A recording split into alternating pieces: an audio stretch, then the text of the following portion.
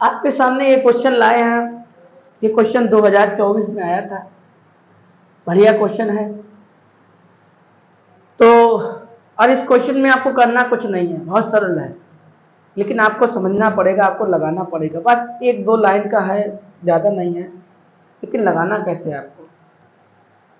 जैसे मान लो आप ऐसे देखेंगे तो इसे आप गुणनखंड ना करने लगे, इसीलिए हम आपको बता रहे हैं। क्वेश्चन देख के पहले समझना कि बहुपद 3x² plus 5x plus 2x के शून्यांकों का योगफल क्या होगा। तो आप कहीं वहां पर नहीं चलाना जहां पर वो आप शून्यांकों का योगफल, शून्यांकों गुणनफल निकालते थे। वहां का ये सवाल नहीं है। पहले सवाल समझिएगा, शून्यांकों का योगफल आपसे पूछा गया है।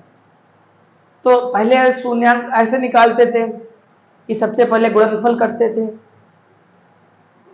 सबसे पहले क्या कर ले, गुणनखंड करते थे, और जो x के दो मान निकलते थे उन दोनों को जोड़ के करते थे। तो आपको वैसे नहीं लगाना है, इतने लॉन्ग नहीं जानना है, बोलो शॉर्ट तरीके से लगाना है आपको।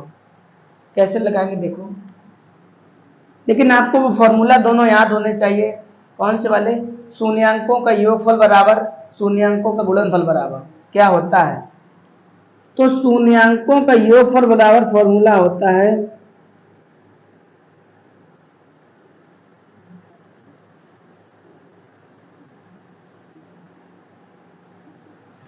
-x का गुणांक अपान स्क्वायर का गुणांक। ये तो फॉर्मूला शून्यांकों का योग बराबर होता है। अब गुणनफल बराबर क्या होता है, तो गुणनफल बराबर होता है शून्यांकों का गुणनफल बराबर अचर पद अपान स्क्वायर का गुणांक। लेकिन वहां पे ये बात आपसे नहीं पूछेगी, केवल योगफल पूछा गया, तो योगफल से मतलब रखिएगा। तो शून्यांकों का योगफल बराबर लिखा x का गुणांक। x का गुणांक क्या है, 5 है, तो 5 लिख लो, ठीक है। स्क्वायर का गुणांक क्या है, 3 है, तो 3 हो गया। बस आपका आंसर आ गया।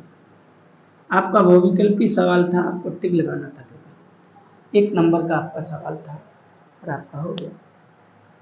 इसी जगह पे दूसरा सवाल है, वो भी लिखा है। तो ये तो आपके समझ में आ गया, केवल आप सूत्र याद रखना। जब आप सूत्र याद रखोगे तो आपको याद होगा, तो आप रूप लग जाएगा। इसका दूसरा सवाल क्या है, बिल्कुल आपको इसी तरह से लगाना है।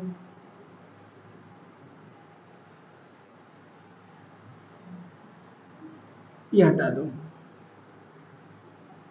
तो 4x² माइनस 4x प्लस का क्या है, 1 लिखा है।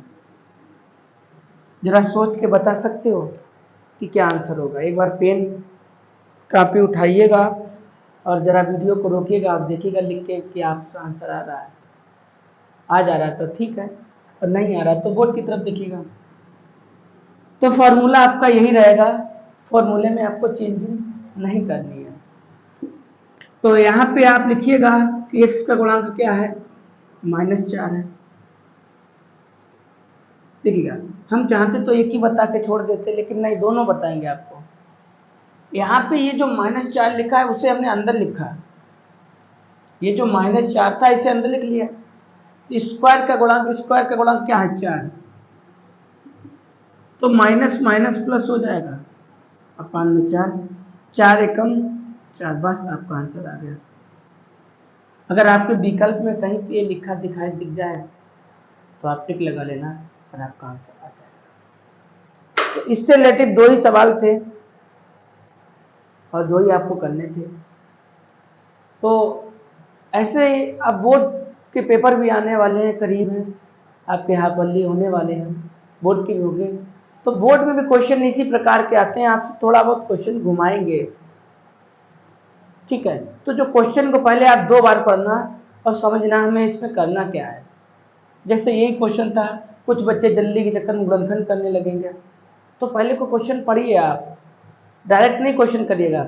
आपको 15 मिनट का समय दिया जाता है कि क्वेश्चन पेपर पढ़ने के लिए, तो 15 मिनट आपको पढ़ना है, उसके बाद आपको हल करना है। तो इस प्रकार के जो भी आप सवाल हों आप पढ़ना और लगा के देखना। अगर नहीं लगता है आप पे तो आप हमारे पास कमेंट करना, वो सवाल को हम लगा देंगे। ठीक है।